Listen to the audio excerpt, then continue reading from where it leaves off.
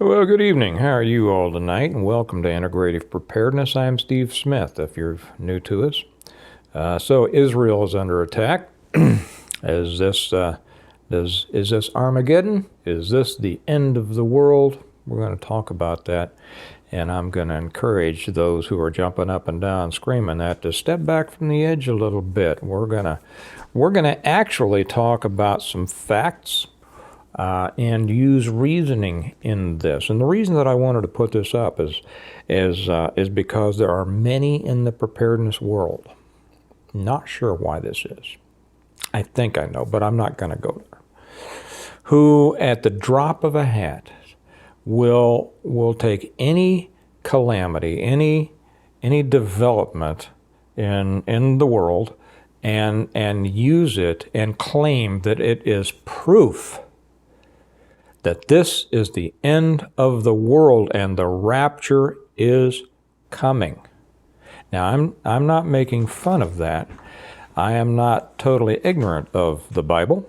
Matter of fact, I'm fairly cognizant of what the Bible contains. But I also understand that so many people think they know a lot more than they do. And so if I've just offended you by saying that, I encourage you not to get mad, but to sit back and listen for a few minutes. And also another reason that I'm making this, because I know there are a lot of people out there who don't really know about this, okay? You don't study Bible, you don't study eschatology, you don't study these things. And so it's easy to be misled when people come about and they make these outlandish statements about the end of the world, the end of the age, the Jesus is coming again. Jesus is coming. He is coming again. Here's the key. We don't know when, and he told us we're not going to know. Now let's get back to this for a second. And I've seen, a matter of fact, just in, I'll continue this for just a moment before we get into the facts of this Israel situation. I've seen a couple of comments just on my channel recently about get ready for the rapture, Jesus is coming, and all of that. Well, again, Jesus is coming. Did you know that the rapture is not a Christian doctrine that is held by most Christians? Did you know that? As much as you hear about it, you would think that all Christians believe in it. Most don't. Most denominations absolutely do not. It's an idea that came about in the 1830s and developed from there, and it's mainly held by evangelical Christians of one bent or another. Again, no slam against them, but they view certain verses in the Bible, in various books of the Bible, very differently than has been studied for centuries and centuries and centuries. And did you also know, I'll throw this in again, realize that that the disciples themselves thought, don't worry, this isn't going to be an entirely religious video, but it's important to touch on these things because people use religion to scare the jiminies out of people, okay? The disciples themselves fully expected for Jesus to return within their lifetimes, because they misunderstood so much of what he was saying. And ever since then, every generation there has been, since the disciples, has been sure that Jesus was going to return during their lifetime. So just relax a little bit, okay? He will come when he comes. It's in his time, not ours, and it's not for us to know. Now, the situation in Israel, boy, it sounded like a heck of an attack. I haven't seen any. I've read a couple of headlines. Excuse me just a second. Sorry, I had to sneeze. I've been out working all day, putting up Christmas lights. It's that season. Many of you know that I own a lighting company, and a lot of our business is putting up Christmas lights. Oh, yes, some will say, oh, you're a pagan and a heathen. You celebrate Christmas? I know all about that stuff. And I could argue that until the sun comes up, and you'd be wrong. Anyway, yeah, I've been putting up Christmas lights, and so the allergies kind of getting to me. So I really haven't heard any news. I haven't watched any videos. I imagine there are a bunch of videos probably already out on YouTube about this, and probably be more tomorrow. I have no idea what they're. I know what some are going to say. I don't know what most are going to say. I don't really care. So I haven't said the news, but I've seen a few things. Sounds like it was quite an operation by Hamas. Hamas is an organization that I'm not totally ignorant of. By air, hang gliders, right? Sea and land. They apparently came into, or they were already there. Does that sound familiar? People had already come into Israel, and when they were activated, it was time for them to rise up. Sounds like, so they've killed hundreds, wounded thousands. It sounds like they've taken quite a few hostages. I don't know how much that is. These things, you never get the truth in the first day or so. Things are going to start to come out. Some of it's going to be true, some of it's going to be spin, depending on what they want everybody to believe and get all rah-rah about. And taken hostage and taken back to Gaza. If you don't know what Gaza is, look it up. It's Hamas is in control of Gaza. Hamas is sponsored by Iran. Iran is a company that Joe just gave $6 billion to. Gee, do I see a pattern? Now I'm going to say a couple of things that probably get some people irritated. I know a little bit about Israel. I had friends who fought in the Yom Kippur War. I know, I'm not going to get into that. Doesn't matter. There is no way, in my opinion, that Israel didn't know this was coming. I'm just going to leave that lay there. So if it happened, why? Okay. Israel has intelligence services that are very, very good. I'll just put it that way.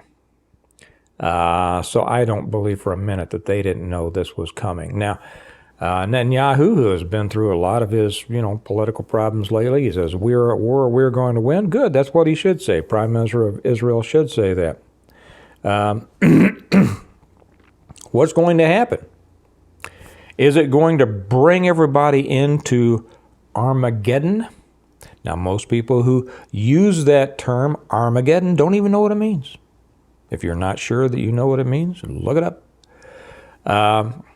There are those who will say that they will quote the Bible and they say, when you see Israel surrounded by its enemies, well, first off, that is a misquote. And they'll say, then the end is near. That's when Armageddon is going. All the armies are going to come together in Israel, and that's when it's going to happen. Let me read you what the passage actually says.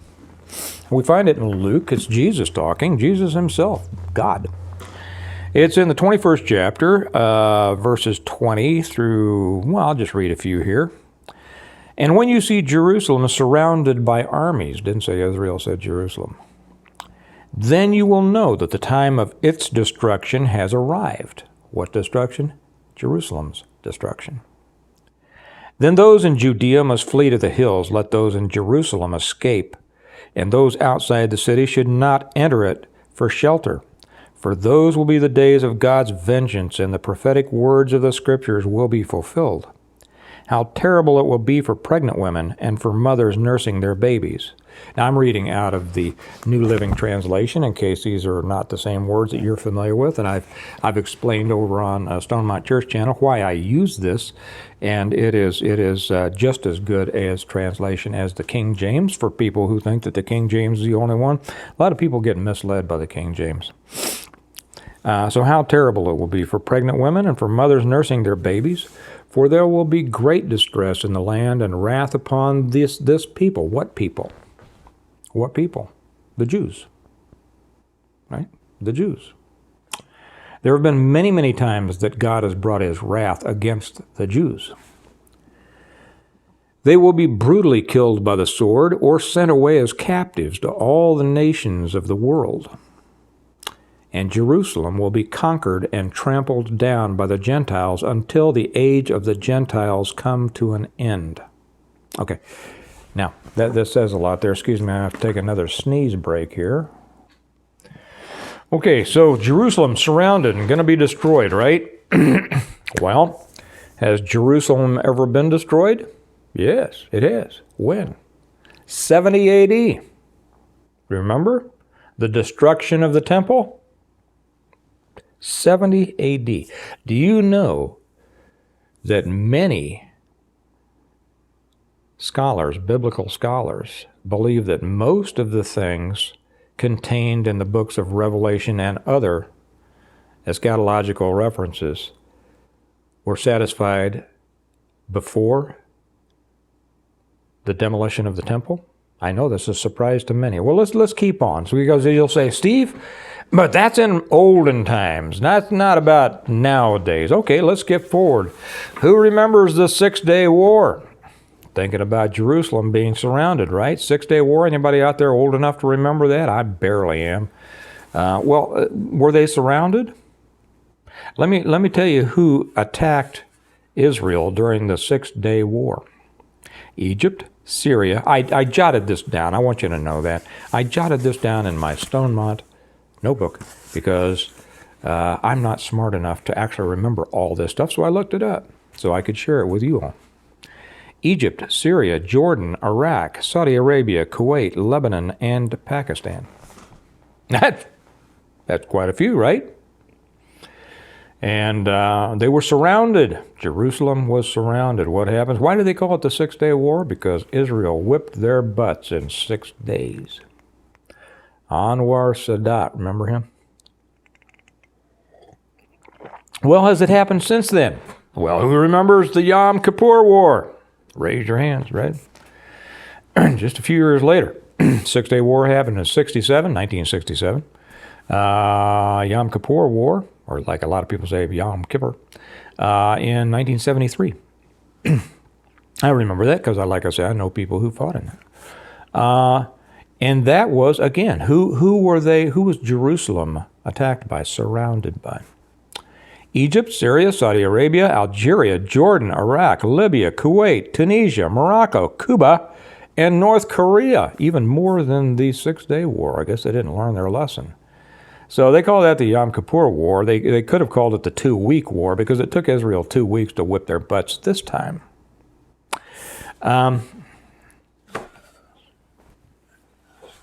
Here's my point.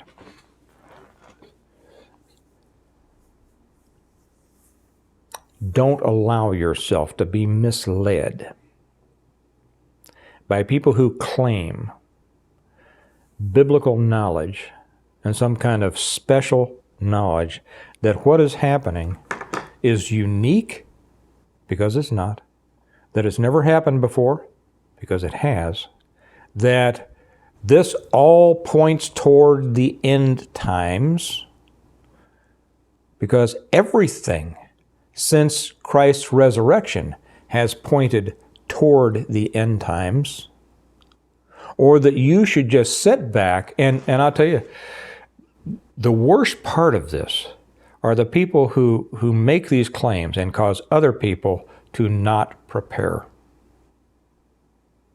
I had a comment just the other day.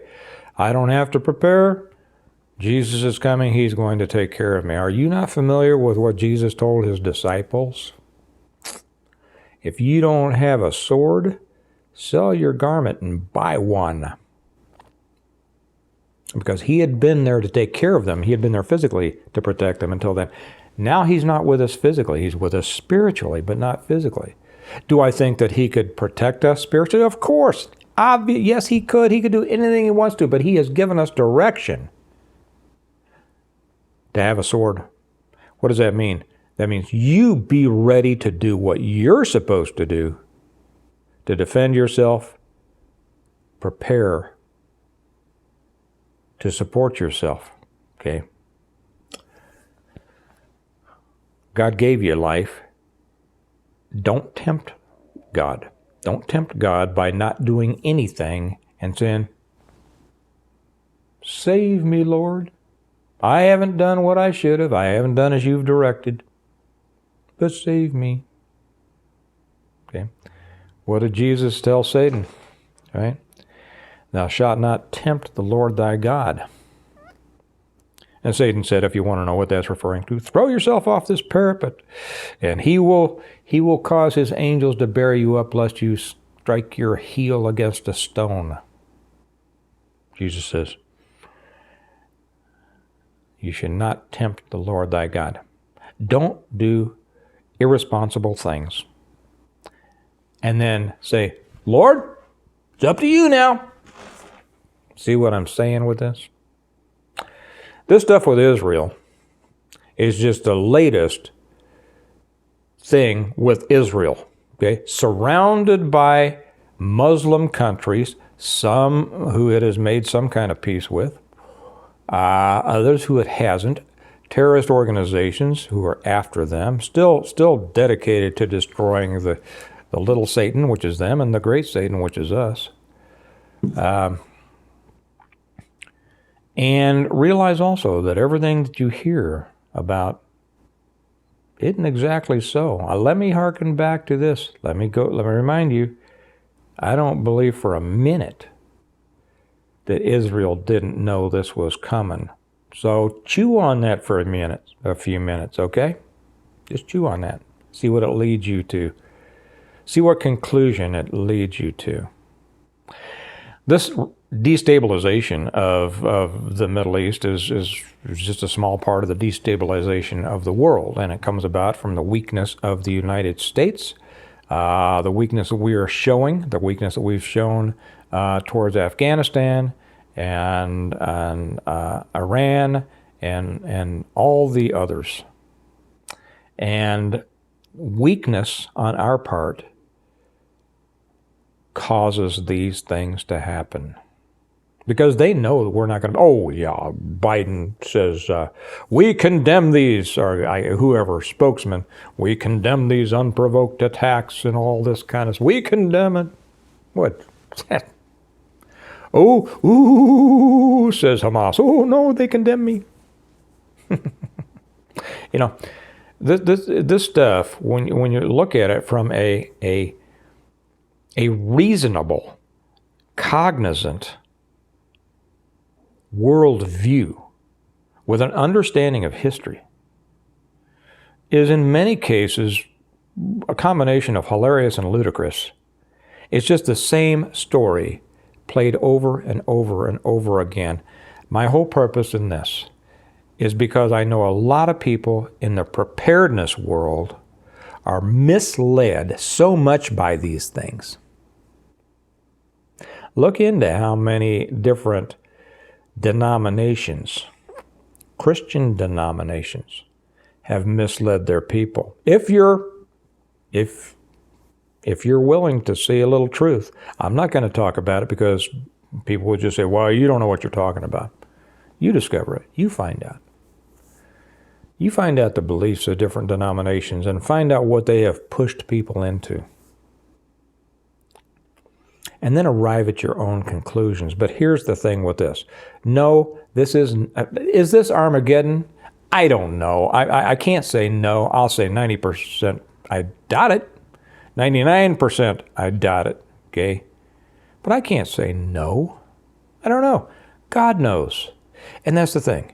Anybody who comes on, and I'll say it right now, anybody who comes on and says, the end of the world is coming, blah, blah, blah, I'm taking your comment off immediately. Because it doesn't come from a thoughtful position. Okay? It doesn't. I'm sorry.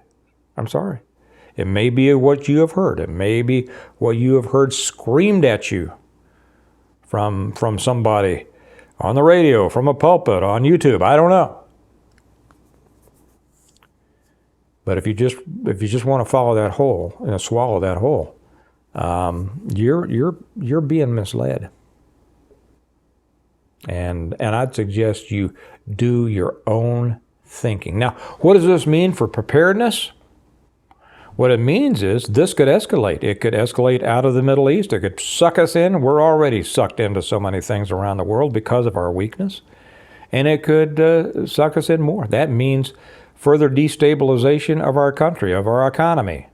As we have more people, potential insurgents coming in our borders. This is what happened with Hamas and Israel. They had people inside that at the right time, let's go. So anyway, Read your Bible for yourself. Understand I know, I didn't mean this to get too religious, but since this is going to come from a religious standpoint, understand what it says. Don't take anybody's word for it, including me. Read it, study it, understand it. Don't be afraid. And don't include meaning into things for the purpose of being scared or talking with your friends. You know, this is the end of the world. You know, this is Armageddon. You know, this is that. Because it's a great way to get those kind of sheep to all get in a huddle and go, yes, that's right. We're all here. We're ready to go. Take me, Lord. I'm ready for the rapture. I'm not making fun of the Lord. I'm making fun of people who will not think. If the rapture is true, and there are many reasons to believe that it is totally misunderstood by those who promote it, good. Well, I can't wait. When the day comes that the Lord calls me home, it'll be a beautiful day, right? Just like I hope it will be for all of you. But it's not up to us to convince ourselves and try to convince others of things that just aren't supported biblically. Okay. If you want to try to make people believe that aliens are coming and going to take everything, have at it. But to use the Bible, that's dangerous. You're treading dangerous territory there. Okay. All right. Look, we always say prepare well today in order to live well tomorrow. Prepare well. The dicier things get in the world, the more we need to prepare. But not out of fear.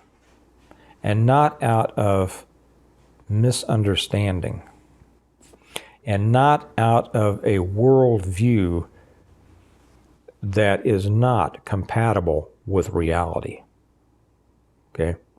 Because preparedness is about reality, and it's about responsibility. And irrationality has no place in it. Okay? You all have a great day. I imagine that Israel's going to be kicking butt for a while. We'll just watch it and see what happens. Yeah, we're going to get drawn into it. We'll see. But, that's for another day. You all have a great day. May or may not talk to you tomorrow, but I'll talk to you later. Bye-bye.